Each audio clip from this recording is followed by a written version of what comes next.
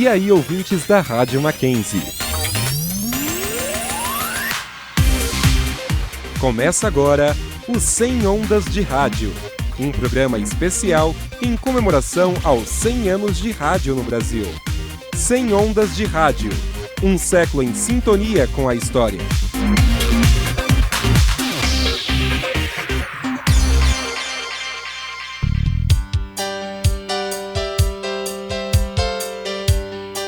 Sejam muito bem-vindos, está no ar mais um programa dos 100 Ondas de Rádio na Rádio Mackenzie. Eu sou o Lucas Monteiro, o Botuca do Arquibancada, e quem apresenta o programa hoje comigo é o Gabriel Davi. E na bancada de hoje ainda temos Gabriel Modesto do Radar Mac para intermediar essa conversa. Bem-vindos, Gabriel Davi e Gabriel Modesto. Olá, Botuca, muito bom dia a você e a quem nos acompanha. Bom dia, gente, tudo bom? Fique ligado que os 100 anos de rádio começa agora.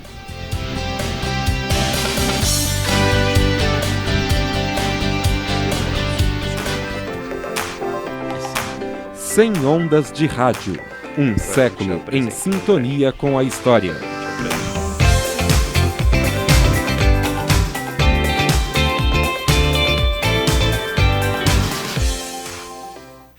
O programa de hoje já começa com uma entrevista. Nesta edição, nós iremos conversar com André Ranieri.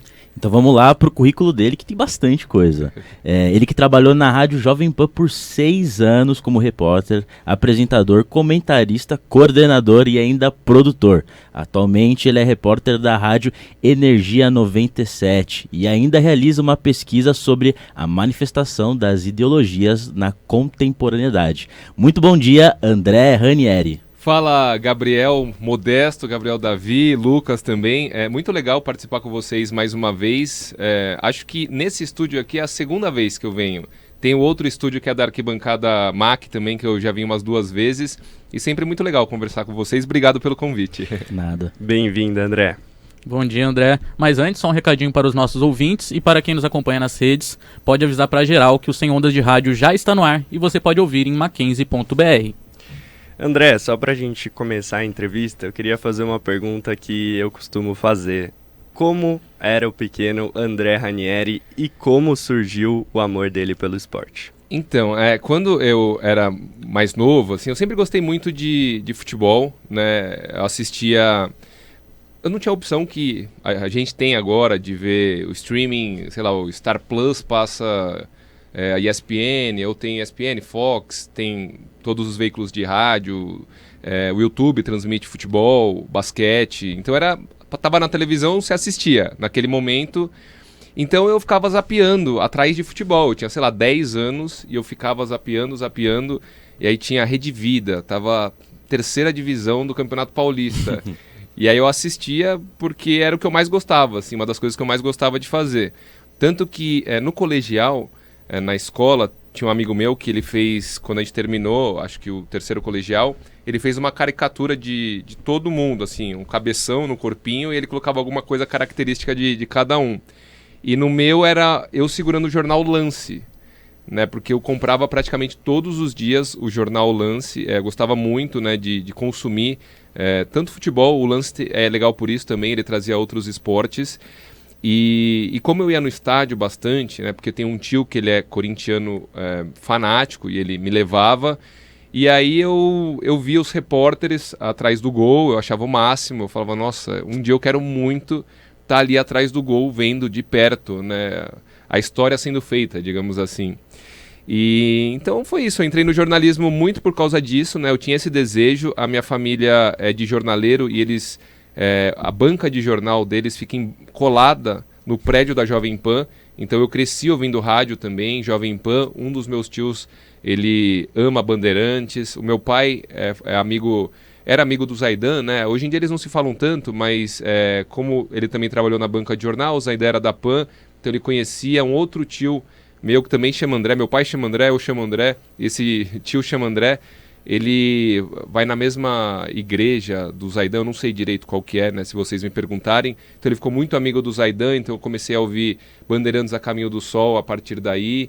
Então, é isso. Eu acho que tudo foi se juntando tudo convergiu para eu fazer jornalismo e buscar esse desejo que era de ser repórter de campo de rádio, né? Era uma coisa muito específica, assim.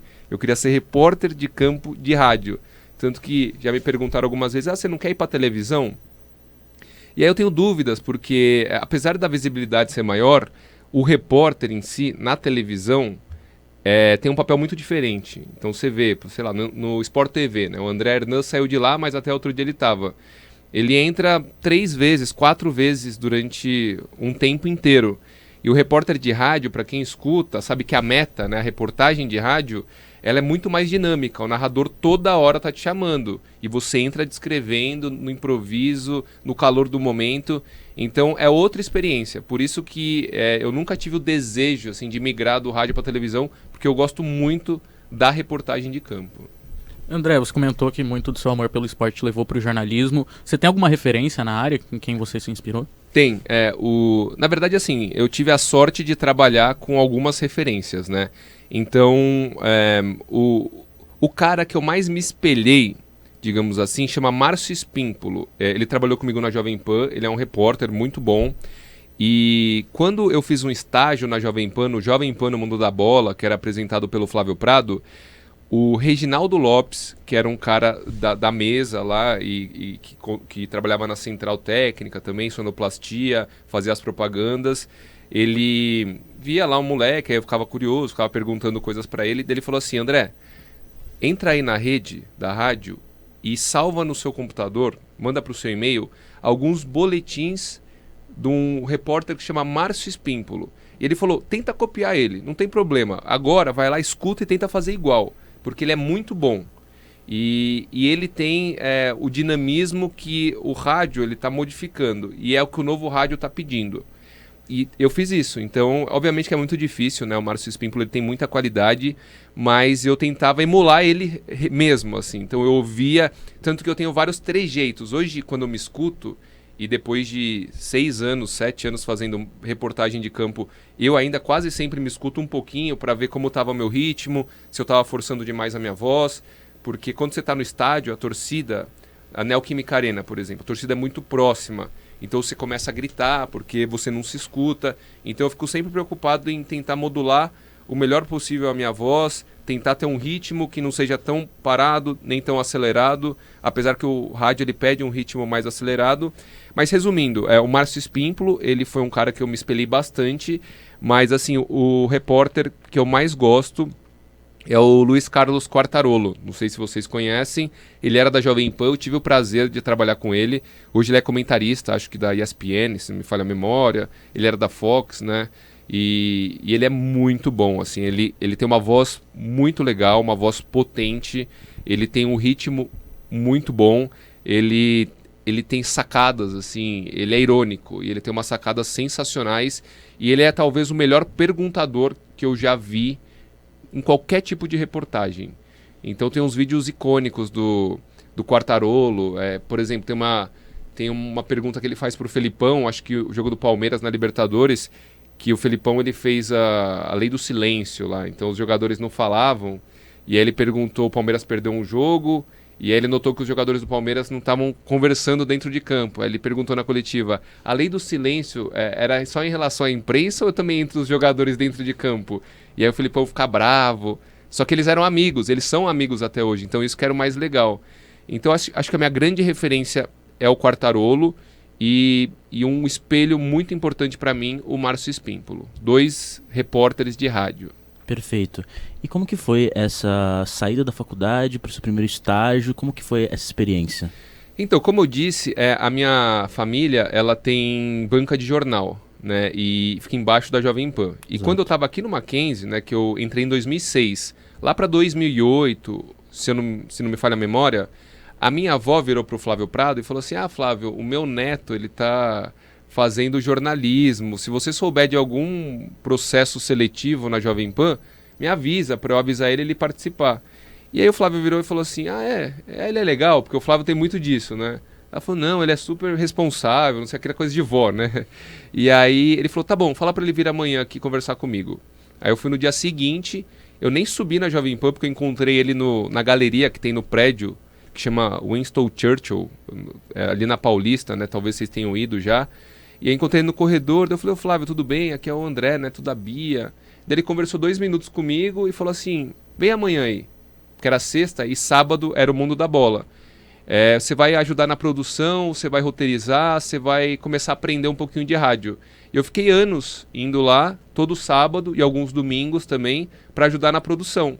E o legal é que você tem a oportunidade de gravar. Então eu gravava boletins, assim, bem o começo. Eu tenho meus boletins gravados e hoje em dia eu escuto, assim, eu dou muita risada, porque primeiro que era totalmente lido, né? E aí no rádio, pelo menos esportivo, você perde o hábito de escrever para gravar um boletim, né? Então você improvisa na hora do jogo, na hora do programa, e improvisa também na hora de gravar os boletins.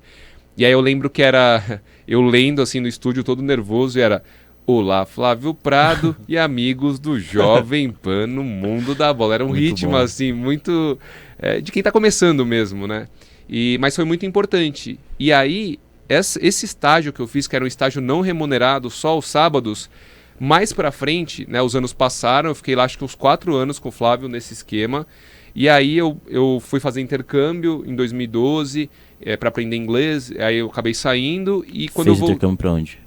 Estados Unidos. Legal. Eu fiquei 5 meses em San Diego, né, na Califórnia, e mais 5 meses em Greenville, que é uma cidade na Carolina do Sul, né, que é uma cidade menorzinha, assim, então eu fui para os extremos, né, nos Estados Unidos. E aí um mês fui para Chicago, eu fiquei viajando, eu tinha um pouco de dinheiro ainda que eu tinha juntado, e aí eu viajei e depois voltei para o Brasil. Só que quando eu não voltei para o mundo da bola, eu voltei para uma assessoria que eu trabalhava, que chama Reis Comunicação, né, tenho até hoje contato com o pessoal, é uma excelente assessoria.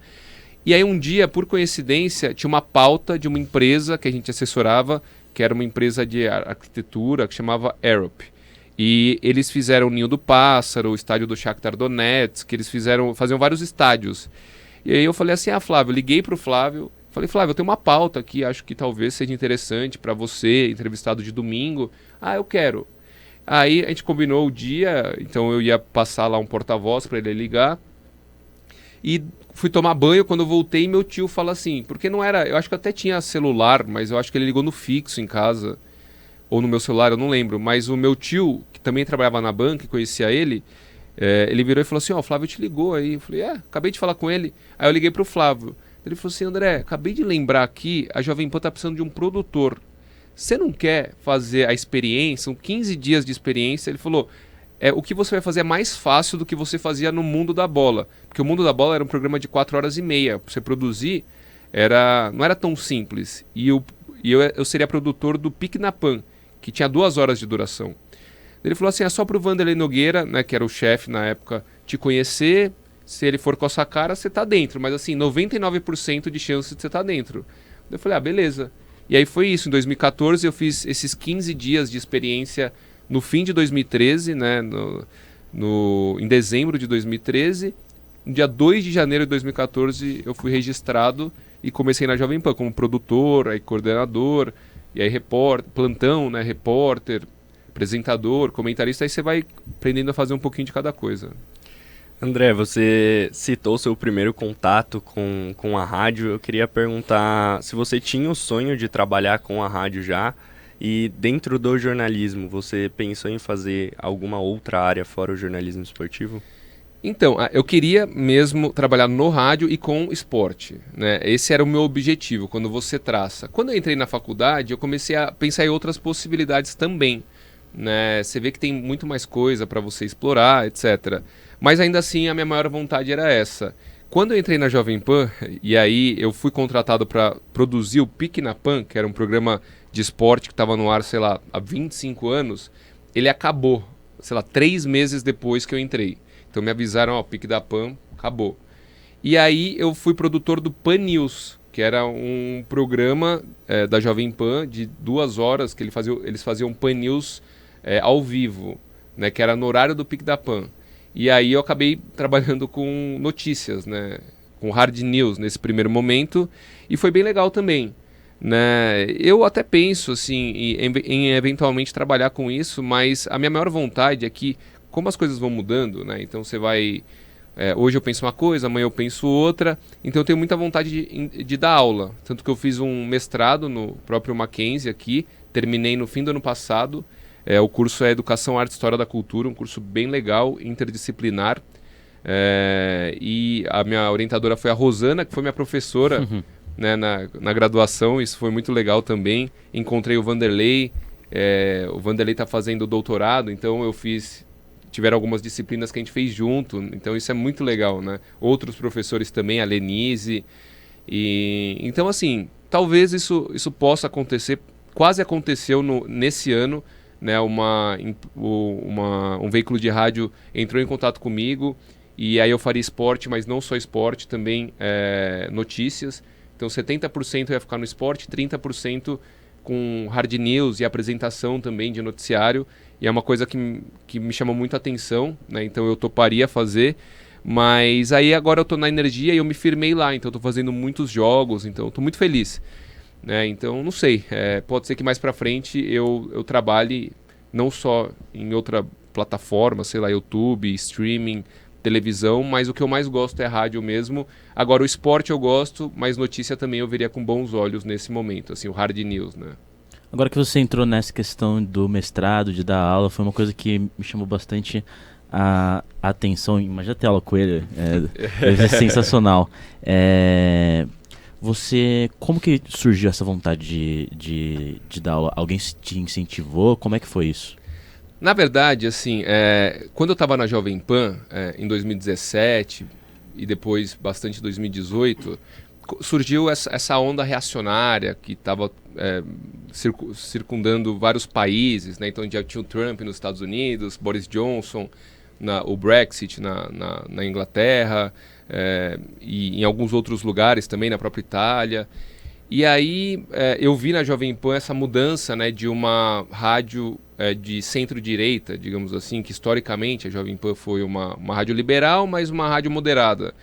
E o momento em que eles migraram do Alckmin para o Bolsonaro, né? Foi uma mudança bem radical. Foi uma mudança bem radical. Inclusive, até bastidor isso, acho que eu nunca falei no ar, mas teve um dia que o próprio dono da rádio, né, o Tutinha, que é filho do seu Tuta, né? O seu Tuta se aposentou, assumiu o Tutinha, e ele meio que falou assim, abertamente, falou, o Alckmin eu acho que ele não vai ter chance, ele está esvaziando, não sei o quê, então a partir de agora a cobertura, eles iam fazer uma cobertura especial em relação ao Bolsonaro também. Obviamente que eles cobriam todo mundo, né? Mas o foco, assim, que por exemplo era Haddad e Alckmin, ele foi também transferido para o Bolsonaro, que estava ascendendo. Então era uma terceira força dentro daquela eleição que surgia, e eles falaram, vamos dar uma atenção especial para isso também, né? Então, e aí começou a ter, né, essa cobertura mais próxima e um certo alinhamento ideológico. O que acontece, na verdade, assim, até isso é uma questão minha. Na universidade aqui, vocês aprendem, eu aprendi da imparcialidade. Mas no mestrado, por exemplo, a gente começa a repensar a questão da imparcialidade, porque a gente tem uma visão de mundo, ponto, né? Então, é impossível você ser imparcial. O que você tem que ser, você tem que ser correto, você tem que ser justo, entendeu? Então a sua cobertura é essa. Tanto quando a gente vai... vários professores falam pra gente no mestrado, quando você vai ler um livro, você tem que saber quem está escrevendo, qual que é o background que ele tem, quais são os autores bases que ele tem, para quem ele está escrevendo, e aí você não vai se decepcionar com ele. Então, por exemplo, quando eu assisto o Jornal Nacional, a Rede Globo, eu sei que ideologicamente a Globo ela tem um tipo de pensamento. Então é uma emissora que tem um pensamento liberal, mas que ao mesmo tempo é progressista, né? Então muita gente fala assim, a Globo é de esquerda, a Globo é de direita. A Globo depende, porque a questão da direita e esquerda ela é confusa também e ela é complexa. Então se você for ver o Luciano Huck, ele é um cara de esquerda nas pautas identitárias, então luta LGBT, QIA+, luta por igualdade racial, etc. Pelo menos no posicionamento ele é assim, mas ele é um neoliberal. Então ele é de direita. Então o que é o Huck? Ele é direita ou esquerda? A Vera Magalhães, de direita ou esquerda? É difícil de você... A gente tem que parar com essa ideia de maniqueísmo, esquerda, direita, bem, mal. Exato. Inclusive, eu acho uma coisa muito legal da Rádio Mackenzie, porque aqui, como é uma rádio universitária, a gente traz pessoas aqui que acabam conversando com a gente, isso vai agregando no nosso currículo, a gente às vezes sai de uma aula, tipo, eu acabei de sair de uma aula de geopolítica e a gente estava conversando exatamente sobre isso, sobre essa questão do jornalismo, que teve a influência na ditadura com o jornal, o Globo e etc. E, tipo, é muito legal isso, poder ter esse bate-papo com alguém que já está lá na frente. E a gente tem que... E, por exemplo, isso é muito legal, né, que você está falando. Você teve uma aula que ela pega a totalidade, né? Usando um conceito até marxista, ele fala em totalidade. A gente não pode pegar e fazer uma análise direcionada em um único ponto. Se você pode fazer... Você pode fazer várias leituras diferentes, mas você vai estar muito limitado. Então, sempre que você vai fazer uma pesquisa, que você vai escrever sobre algo, que você vai comentar, é legal que você tente ver a totalidade. Então, um exemplo assim bem simples, uma fala que se popularizou bastante entre os ultraconservadores brasileiros, e que, obviamente, boa parte da população ela reproduz. Bandido bom é bandido morto. Se você pegar aquele quadrinho assim, aí até faz certo sentido, mas se você começar a abrir e ver questões sociais, questões econômicas, você vê que essa frase, ela não tem significado algum, né? A análise ela é muito rasa. Ela não é uma análise que você busca uma totalidade, uma profundidade, né? Ela é muito vazia. Então, o ponto é esse. Tudo que a gente faz no jornalismo, a gente tem que tentar fazer, como eu disse, um trabalho justo. A gente tem que ser justo com os nossos ouvintes, telespectadores, leitores. Eles têm que saber. Então eu acho que assim, é interessante que as pessoas elas deixem mais ou menos clara qual que é a visão de mundo que ela tem, entendeu? Pro telespectador saber o que ele está consumindo. Então quando eu vejo a Globo, voltando para o exemplo do Jornal Nacional, eu sei que a Globo ela sempre foi muito alinhada ao humorismo. Né? Então, tanto que quando ele saiu do governo Bolsonaro, a primeira entrevista, o primeiro áudio que ele mandou foi uma exclusiva para o Jornal Globo, ele abastecia muitos repórteres da Globo.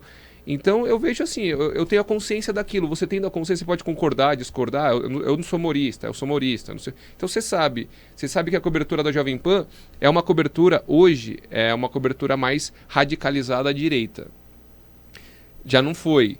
Aí você sabe que tem o Reinaldo Azevedo, que ele é um cara de direita, mas ele é um cara muito mais moderado e que até em alguns momentos ele é até empurrado um pouco para a esquerda, mesmo sendo um liberal, mesmo sendo um conservador, mesmo tendo como base de leitura, sei lá, Edmund Burke, que é um conservador, mas um conservador clássico, aquele legítimo, não isso que a gente vê hoje, porque esse conservadorismo que a gente vê hoje é um conservadorismo muito mais nocivo, ele não é um conservadorismo intelectualizado, como existe na literatura.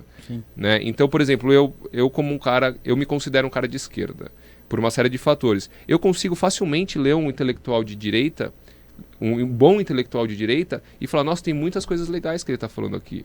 Mas isso que a gente está vivendo hoje em dia, essa alucinação de você colocar um infectologista para debater com um cara que não tem o Osmar Terra, que você não tem o menor conhecimento, então isso eu acho meio preocupante, entendeu? Esse tipo de conservadorismo que a gente vê hoje, não o conservadorismo clássico, né, que é um conservadorismo que vem sendo debatido há muito tempo já. Eu acho que uma palavra que você falou que define tudo isso, no começo da sua fala, você falou sobre esvaziamento.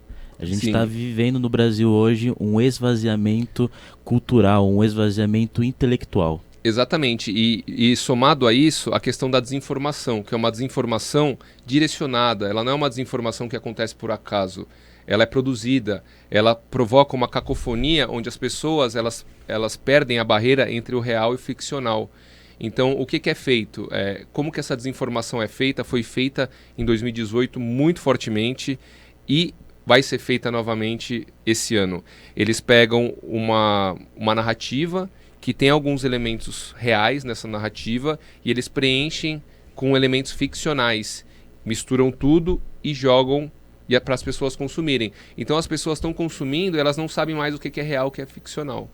Né? Então esse é um ponto interessante. Aliás, tem uma série de livros, né, que tem um livro que chama Os Engenheiros do Caos, que é da Empoli. O primeiro nome dele é não sei o que da Empoli, Giuliano da Empoli, alguma coisa assim.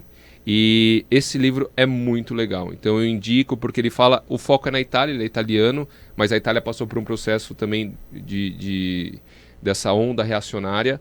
E ele aborda bastante, ele fala inclusive do Brasil bastante, ele fala também de outros países. Giuliano da Empoli. É muito legal. E eu peguei a referência dele no livro da Patrícia Campos Melo, que é A Máquina do Ódio. Esse mesmo. Que é muito legal também. Então, com 2 dicas aí para quem quiser consumir um conteúdo legal sobre essa questão da desinformação e de como que as notícias... primeiro assim, como que os jornalistas eles têm sido perseguidos, né? Agora um pouco menos, acho que deu uma melhorada, mas como que aquele assassinato de reputação ele era muito praticado em 2018. Isso é uma falácia retórica. Quando para você tirar a credibilidade de alguém, você ataca não o argumento dela, mas você ataca a pessoa. Né? O Olavo de Carvalho falava isso, né? Exatamente. O Olavo falava que para você lidar com esse tipo de gente, né, você tinha que atacar ela, não as ideias dela. Exatamente. E você vê que foi praticado em grande escala no Brasil, né? Exato. André, agora vocês estão falando aí sobre a parte política e relacionando com a parte do esporte, que é que você atua. Você acha há um debate muito grande na sociedade se esporte e política podem se misturar, se devem se misturar. Qual a sua visão sobre isso? Eu acho que, na verdade, o esporte ele faz parte da política, né? Não da política institucional, que aquela política tem o deputado, tem o vereador, tem o governador, tem o presidente, mas o esporte ele é política pura. Por quê? O esporte ele propicia que uma pessoa que está à margem da sociedade ela ganhe status de uma pessoa respeitável. Né? Uma das poucas ferramentas, na verdade, que faz com que um marginalizado pela sociedade, ele se erga e ele fique no topo da sociedade. E isso eu acho maravilhoso. Né? Por que eu acho... O Flávio Prado, até, ele fala... Eu concordo em partes com o que ele diz, mas ele diz que boa parte da antipatia que as pessoas têm pelo Neymar, e eu não concordo que seja... Ele diz que é praticamente toda a antipatia. Eu acho que uma parte da antipatia é porque era um moleque negro, pobre, que virou o dono do mundo, assim, virou um dos principais jogadores. Então tem muita gente que de fato pega os tropeços do Neymar, né, que são muitos na carreira dele, e aproveitam para atacar a pessoa por esse tipo de ressentimento que ela tem, que ela não admite, seja porque ela tem algum tipo de preconceito, e preconceito todos nós temos, né? Então eu acho que o principal é que a gente perceba isso. Enquanto a gente não percebe, a gente vai alimentar, vai propagar sem saber que está propagando. Né, um sentimento, por quê? Desde que a gente nasce, a gente é condicionado a pensar mais ou menos de uma forma. Né? E então a gente absorve vários discursos que a gente não sabe por que a gente replica.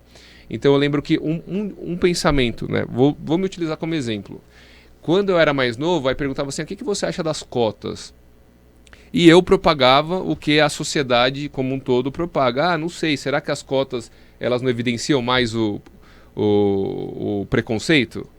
E aí quando você tem contato com outras pessoas, que você vê a importância que as cotas têm e você tenta se informar sobre o assunto, você tem uma opinião fundamentada. E esse é outro ponto interessante. Então a nossa opinião, quando a gente busca algum tipo de informação, ela deixa de se basear no senso comum, naquilo que foi introjetado em nós culturalmente com o passar dos anos, e a gente passa a fundamentar a nossa opinião em conhecimento.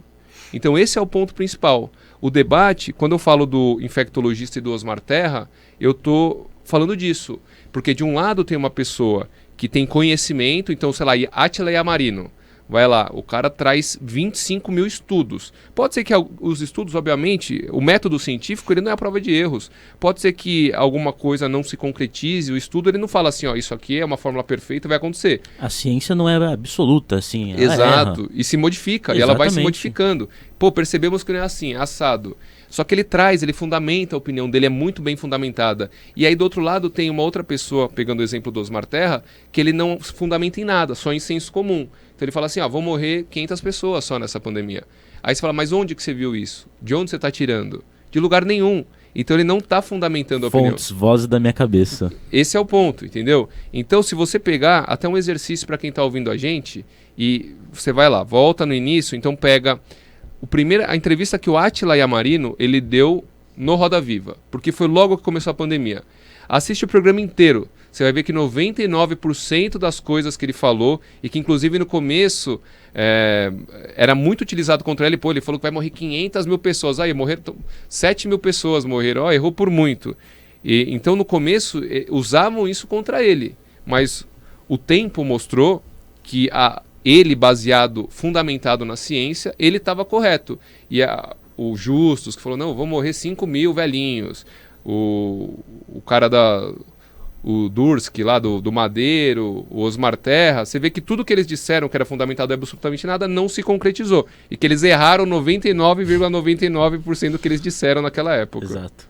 André, a gente trocou uma ideia com o Felipe Cury e ele falou sobre os jornalistas esportivos assumirem o time de coração. Queria saber a sua opinião, porque o Felipe Cury, ele disse que não assume por questão de segurança. Então, eu entendo muito, aliás, conheço ele é super legal, então encontro ele várias vezes em coberturas esportivas, um baita profissional. Eu entendo total ele, né? Já me perguntaram várias vezes, assim, porque na Jovem Pan eu era setorista do Corinthians. E aí teve até um episódio que vocês talvez saibam do Carille, a coletiva do Carille e tal. E aí depois, até no próprio Google, eu lembro que quando você colocava meu nome, aparecia do lado que time torce. Porque achavam que, pelo questionamento que eu fiz ao Carille, eu era anti, sei lá, o torcedor tem muito isso. Então eu acho que parte muito mais da imaturidade de parte dos torcedores. Então tem essa questão da segurança em si. Eu, particularmente, enquanto telespectador, eu acho que não vejo problema nenhum, porque todo mundo torce para um time. Se o cara começou a trabalhar com futebol, provavelmente é porque ele era apaixonado pelo time de infância, de coração. Né? Sempre que me perguntaram, eu falei, então, corintiano. Corintiano, sou corintiano. Mas eu nunca fiquei com a plaquinha, assim, sou corintiano, falando aos quatro ventos. E tem um outro detalhe, pelo menos em relação a mim, né? Depois de um tempo, você não se preocupa em nada com o desempenho do seu time do coração em campo. Então, eu vou lá cobrir o Corinthians, e na Neoquímica Arena. Quando eu voltava, o que determinava o meu grau de felicidade ou de satisfação era o quê? O meu desempenho como repórter. Então tem dia que o seu reflexo não está tão bom, tem dia que você dá umas panguadas, umas gaguejadas, e o seu ritmo não está bom, você está desatento. Então quando o Corinthians poderia vencer por 5-0 um clássico, eu voltava meio chateado, falava, hoje não foi o meu melhor desempenho na reportagem. E o Corinthians podia perder de 5-0 se eu fiz uma boa meta, se eu fiz boas perguntas, se eu estava com reflexo em dia, se eu tive algumas tiradas legais, eu voltava todo feliz, entendeu? Então, assim, para mim é indiferente, eu até prefiro trabalhar não assim que eu prefira trabalhar em jogos de outros times, mas eu prefiro variar os times. Então, na Jovem Pan eu variava bastante, eu fazia bastante Corinthians, eu fazia Palmeiras, Santos, o São Paulo. Agora na Energia eu faço muito Corinthians e São Paulo. Então você varia, você não ficar sempre no mesmo time. Eu gosto particularmente. E é curioso porque assim, eu nunca escondendo o meu time, como eu acho que eu faço um trabalho justo, que é aquilo que eu falei para vocês, então eu não estou torcendo ali. Eu estou reportando o que eu estou vendo, eu estou sendo justo com os ouvintes. Então quando eu vou principalmente no estádio do Palmeiras, quando eu ia na época da Jovem Pan, tinha muito palmeirense que falava assim, Ranieri, cumprimentava, gosto do seu trabalho. No Twitter tinha muito palmeirense que me seguia, eu não entendia muito essa lógica, né? Então eu nunca tive problema. Apesar de assumir, a maior parte das pessoas não sabe qual que é o meu time, porque quando eu falo, que time quando eu pergunto, é entrevista que algumas pessoas veem só, então alguns sabem, alguns perguntavam nas redes sociais, eu falava, não, time de infância é Corinthians.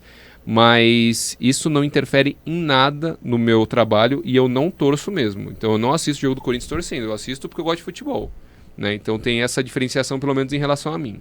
Perfeito. Uma coisa assim, eu não sou muito da área do esporte, assim, acompanho. Só que hoje em dia eu tô estagiando na Rádio Bandeirantes com essa área de esportes. Que legal. E eu queria entender, que você desse uma dica, alguma coisa que a gente tem que ficar ligado pra a gente que é repórter de campo. Alguma dica, tipo, o que eu vou olhar no jogo, o que eu vou analisar, qual a sua dica para esse estudante que quer seguir nessa área? Bom, a primeira coisa que eu acho que ele tem que fazer, pensando na transmissão, né? Faz de conta que ele fala assim, meu sonho um dia é fazer reportagem de campo, né? Que é o que eu faço, por exemplo. Eu acho que o primeiro ponto é fazer uma boa pesquisa pré-jogo. Então eu sempre paro 1h30, então eu pego as principais informações. Então você tem que ter os lesionados, você tem que ter o provável time, a arbitragem, o retrospecto, os pendurados. Então tem uma série de informações, curiosidades. Então ontem eu fiz o jogo do São Paulo. Então o Volpi, ele está indo para o Toluca do México, então eu peguei todas as informações, a negociação, o contrato dele ia até o fim de 2023, o Toluca vai pagar tanto, ele fez tantos jogos pelo São Paulo, ele conquistou o título paulista. O Marquinhos está indo para o Arsenal, então eu anotava lá, o Marquinhos está indo por 3,5 milhões de euros, trazia os números dele, 4 gols em tantos jogos, e aí eu vou pondo tudo, parcial de ingresso 25 mil, então eu já chego no estádio com bastante informação para eu ir enriquecendo a jornada, a transmissão, o jogo em si, né? Então esse é o primeiro ponto, você fazer uma boa preparação pré-jogo. Segundo ponto é o seguinte, você tem que pensar que para quem não está tão acostumado a ouvir rádio, então na jornada esportiva tem o narrador, que ele é o personagem principal, aí tem o repórter, o comentarista, o apresentador, que no Bola Rolando ele não aparece tanto, e o plantão esportivo, que traz os outros resultados. Então, os que mais trabalham durante a Bola Rolando são narrador e repórter. Porque toda vez que tem um lance de perigo, então ontem eu estava com o Fernando Camargo no jogo do São Paulo. Aí o São Paulo chegou, o cruzamento, o Caleri cabeceou, o Arboleda cabeceou, a bola bateu na trave, faz de conta. E aí ele narrou o lance... E ele vira pra mim e aí ele aciona o repórter. Ele fala, essa passou perto, hein, Ranieri? Quase o primeiro gol do São Paulo. E aí eu tenho que trazer um detalhe, só que eu não posso falar assim, o cruzamento veio da esquerda no escanteio com o Wellington, o Arboleda subiu mais alto que todo mundo, cabeceou a bola bateu na trave e foi pra fora. Porque isso foi o que ele narrou. Então, obviamente que alguns pontos você pode repetir do lance, do desenho do lance, porque quem está ouvindo não está tendo imagem. Então você vai reforçar a imagem na cabeça do ouvinte. Alguns até acompanham com o rádio, mas com a TV ligada. Mas é minoria.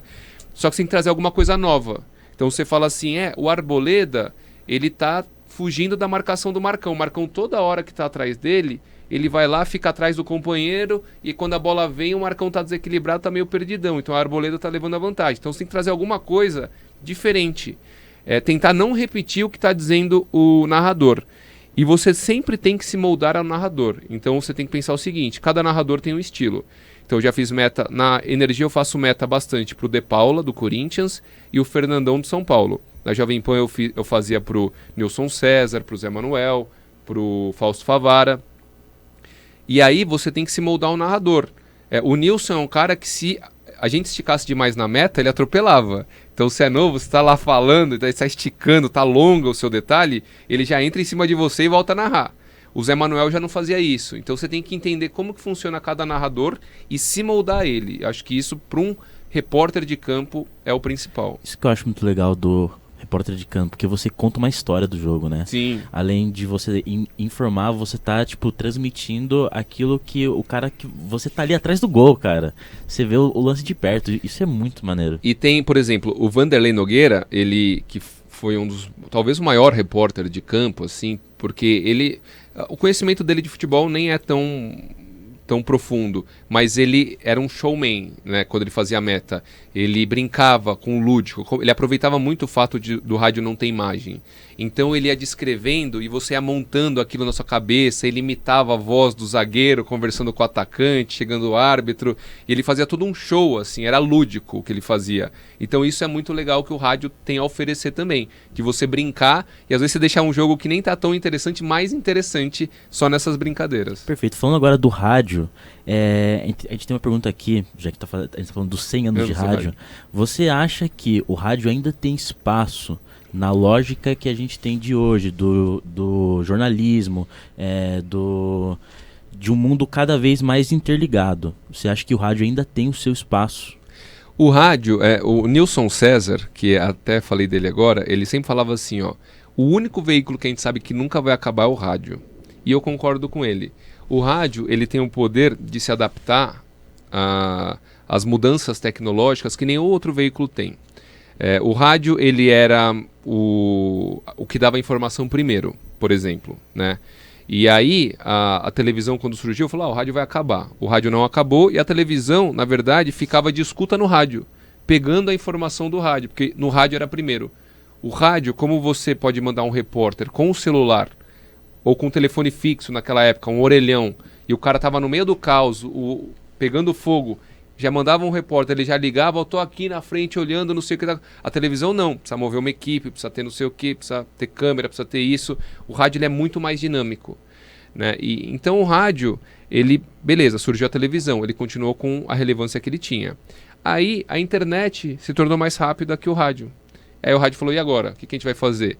Então eles acharam outras formas, por exemplo, a questão de você focar na informação, continuar, mas trazer muito mais opinião. Então o rádio, qual que é o diferencial que a gente pode ter agora? A gente continua com a informação rápida, mas vamos trazer muita opinião. Então o rádio ele ficou opinativo, ele ficou falado, ele ficou muito mais, né, toca menos música hoje em dia, então tem essa questão da opinião. Aí falou assim, mas agora tem streaming, tá surgindo o YouTube, e agora? Vamos colocar imagem, vamos transmitir no YouTube. Então o rádio ele se molda como nenhum outro meio de comunicação. Então se eu acho que, e ainda usando essa frase do Nilson, se um veículo nunca vai acabar, um veículo de comunicação, esse veículo é o rádio.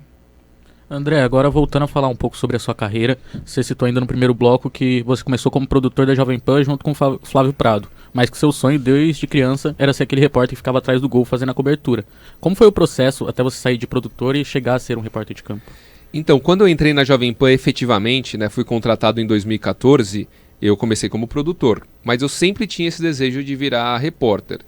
E aí, eu era como se fosse o produtor 2, né? Tinha um produtor 1, que chama Alfredo Luiz Filho, na época, né? Ele trabalhava lá, que me ajudou bastante também, me ensinou muita coisa.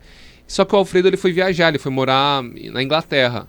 E aí o Vanderlei virou pra mim, depois de, sei lá, um ano, acho que mais ou menos um ano, virou pra mim e falou assim, André, o Alfredo vai embora, eu quero te fazer uma proposta pra você assumir o lugar dele na produção, pra virar o produtor principal, digamos assim.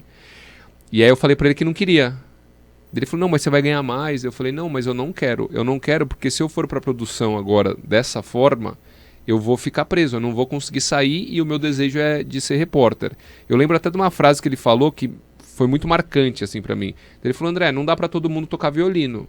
Eu falei, não tem problema, eu espero todo mundo tocar violino bastante tempo e uma hora eu vou querer tocar também. Eu posso esperar, não precisa ser... Tô falando que eu quero ser agora repórter.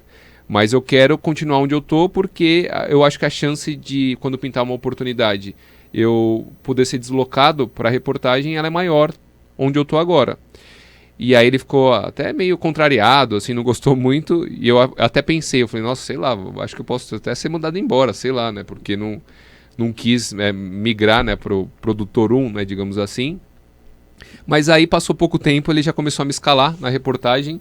2016, eu acho que a primeira reportagem que eu fiz foi Copa São Paulo de 2016, semifinal, e ele já me colocou num jogo em loco, assim. Não, aliás, isso foi no fim de 2015, então eu tava com 1 ano e 8 meses de rádio, assim, e eu bati o pé que eu queria ser repórter, queria esperar, né, a chance E aí, logo no início do próximo ano, Copa São Paulo, mas também ele me colocou num jogo muito difícil, que foi semifinal de Copa São Paulo, Corinthians e Cruzeiro, na Neoquímica Arena, que era só a Arena Corinthians na época, com o estádio lotado. Eu nunca tinha feito nem tubo, né? Pra quem não sabe, tubo é quando você transmite o jogo do estúdio olhando a televisão. Então você simula como se fosse, né? E eu fiz do estádio, em loco, direto, um jogo grande, com o Quartarolo, né? O Quartarolo fazia o Corinthians, eu fiz o Cruzeiro. Mas foi muito bom, assim, eu tava super nervoso. Devo ter sido meio tragédia no jogo, mas eu fiz e depois fui ganhando as primeiras oportunidades. André, você citou que quer ser professor e queria falar do jornalismo, o que te motiva e para os novos jornalistas, né, para os futuros jornalistas, o que eles podem usar de motivação para entrar na profissão? Bom, a minha vontade é, como eu disse até que a gente começou a falar de política, né, no bloco anterior, eu gosto bastante, né, de política, o que aconteceu, né, essa mudança, essa onda reacionária global que atingiu o Brasil também, mexeu muito comigo, então eu quis buscar conhecimento e E aí, o que eu pensei foi o seguinte, eu quero compartilhar conhecimento. O conhecimento, ele é algo que ele é muito fechado, né, a certas bolhas, a certas pessoas. E eu penso que, de alguma forma, em algum momento, eu posso entrar também em uma bolha e tentar compartilhar um pouco mais de conhecimento. Eu sei que vai ser um grão de areia, né, vai ser algo muito pequeno, mas é algo que assim, me motiva. Então, de fazer com que as pessoas pensem, fundamentem a própria opinião, aceitem mais o contraditório, não é fácil, né? A gente tem a tendência de achar que o nosso ponto de vista é o correto e um ponto de vista de ninguém é 100% correto. Pode ser que umas pessoas são mais assertivas em alguns aspectos, menos em outra, mas a gente sempre tem a aprender, né? Então, ao mesmo tempo que você passa conhecimento, você aprende também.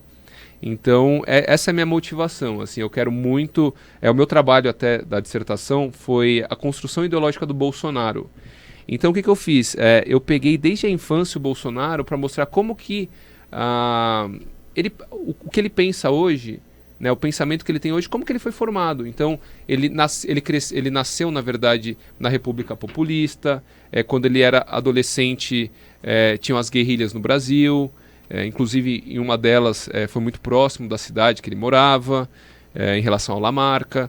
Aí depois teve a ditadura civil-militar, o Bolsonaro foi para o Exército, e dentro do Exército tem dois grupos, os castelistas são os mais intelectualizados, linha dura, ele se alinhou mais ao linha dura, e aí ideias foram sendo introjetadas na cabeça dele, e o Exército ele é um lugar onde as ideias conservadoras elas estão muito presentes, porque o Exército tem como finalidade, uma das finalidades principais, conservar as coisas como elas estão, entendeu? Então eu fiz toda essa construção e foi bem interessante, que aí você sabe da relação dele com o pai era alcoólatra, em algumas entrevistas ele dá a entender que o pai talvez agredisse a mãe, então você vê que o ressentimento dele que se transformou em revolta. Eu vou para essa área da psicanálise para entender, porque o Bolsonaro, como ele era um pai muito rígido, no Exército era muita rigidez, e tem um momento no Exército específico que ele se revolta com Que tem aquele episódio da bomba? Não, antes ainda. Tem um episódio que ele é reprovado, ele quer fazer um curso de paraquedismo. Ele tinha saído há pouco tempo da AMAN, da Academia das Agulhas Negras. Ele queria fazer um curso de paraquedismo e o coronel dentista reprovou ele por causa de uma cárie. Você não pode, se tem cárie, você não pode fazer. E aí ele correu, conseguiu dinheiro, levantou o dinheiro, consertou o dente e foi aprovado. Conseguiu a tempo para fazer o curso que ele queria. Só que aí quando ele vai entrar no curso, não chamam o nome dele. E aí ele fala, o que aconteceu? Aí avisam ele, você foi reprovado pelo coronel dentista. E naquele momento ele fala, não, é mentira. Ele está mentindo. Então é um momento de insubordinação. Só que esse momento de insubordinação fez com que ele conseguisse participar do curso de paraquedismo. Então foi a minha tese, entre aspas, dentro da dissertação, é que ali talvez seja o turning point de um momento onde ele estava convertendo o ressentimento dele em revolta. E como ele percebeu que essa conversão de ressentimento em revolta surtiu efeito ali, a partir de então ele começou a utilizar essa ferramenta muito mais vezes. E eu trago outros episódios, tem O Salário Está Baixo, que foi publicado na Veja em 87 ou 88, que ele critica o governo Sarney, a política do governo Sarney salarial no Exército, e ele é preso, inclusive, fica 7, 8 dias preso dentro da Polícia do Exército. E aí depois tem o Beco Sem Saída, a Operação Beco Sem Saída, que é a das bombas, etc., que depois ele é julgado, no fim ele é condenado em todas as instâncias no STM por questões políticas dentro do Exército, ele é absolvido, mas meio que com um acordão para ele sair do Exército logo depois que ele fosse absolvido. Inclusive fica aqui um recado aqui pro Vanderlei, pro Hugo Harris, porque eu quero, por favor, uma aula com esse cara aqui, ó. Então, por favor, vocês providenciem isso. Vai ser um prazer. O Vanderlei tá ouvindo a gente. Eu sei que ele tá escutando. O Vanderlei ele tá deve estar dando risada agora. Daqui a pouco ele aparece aí. André, a gente encerrou agora a primeira parte de perguntas, a gente vai entrar agora no Na Lata, que daí perguntas e respostas, rapidinho, um ping-pong. Inclusive devia ter uma vinheta aí, Doni, ó. Devia ter uma vinheta no Na Lata, seria muito bom.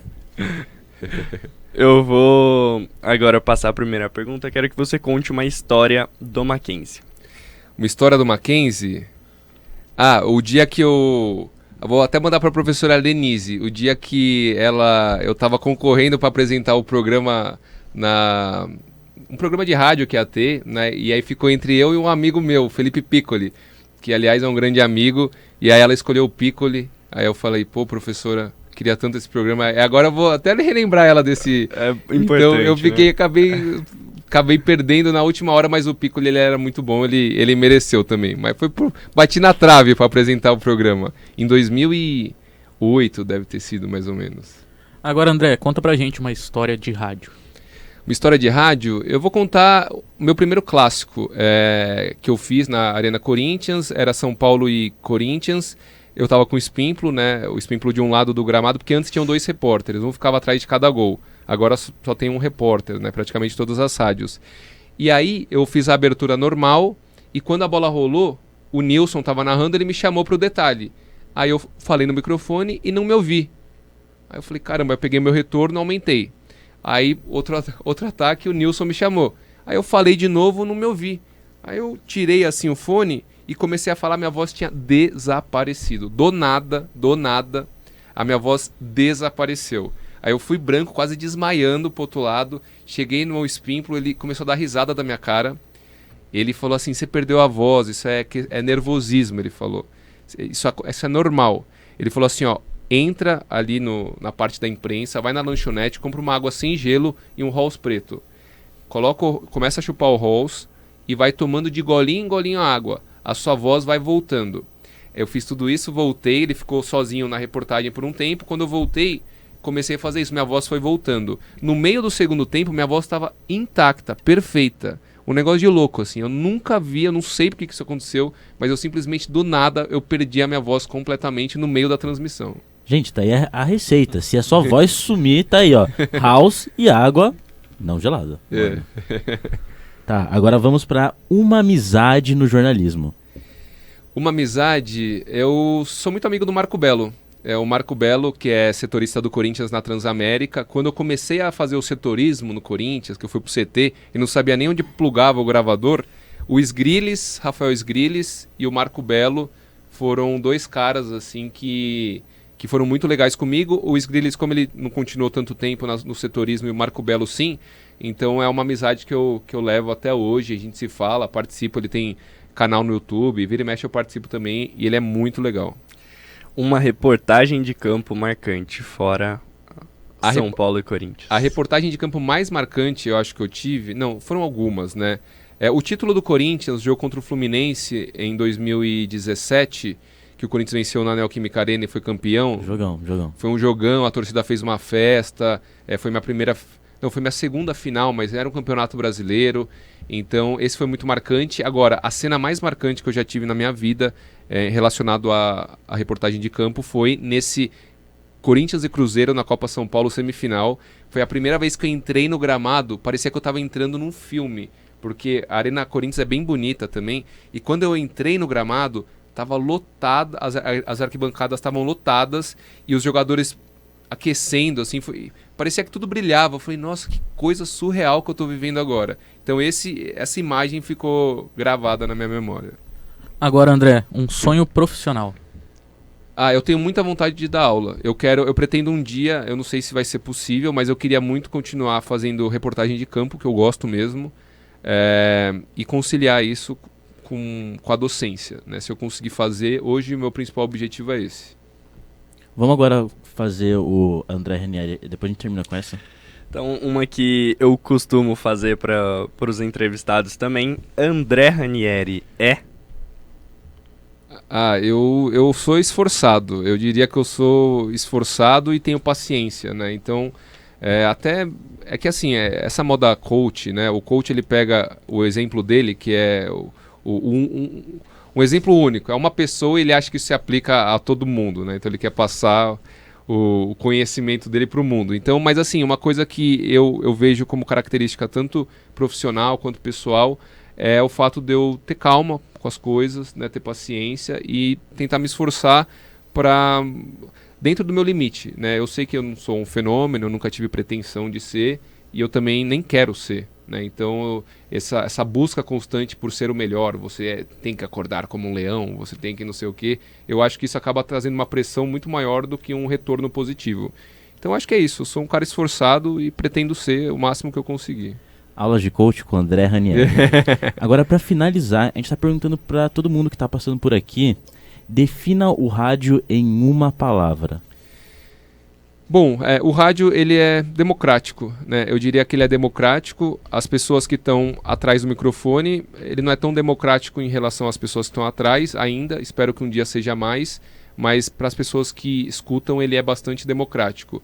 Então a pessoa com menor poder aquisitivo, ele tem um radinho de pilha e ele tem condições de ouvir um programa e de ouvir música e de ter um companheiro.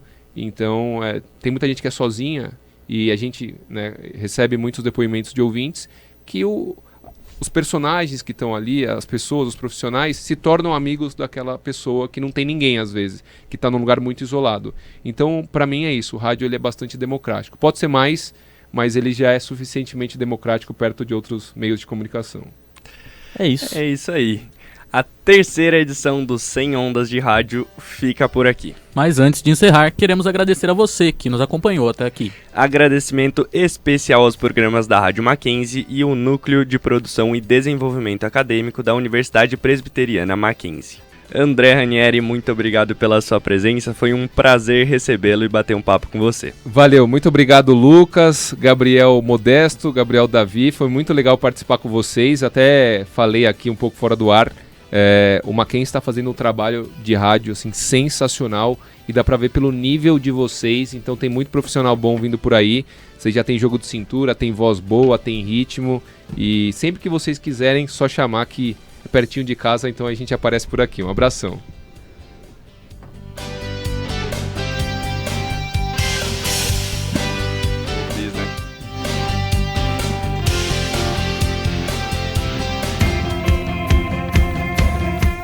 O programa 100 Ondas de Rádio é uma produção dos alunos do Mackenzie em parceria com o Núcleo de Produção e Desenvolvimento Acadêmico da Universidade Presbiteriana Mackenzie. Produção executiva, Rádio Web, Doni Paruti. Direção de imagens, Emerson Canoa. Supervisão do professor Vanderlei Dias.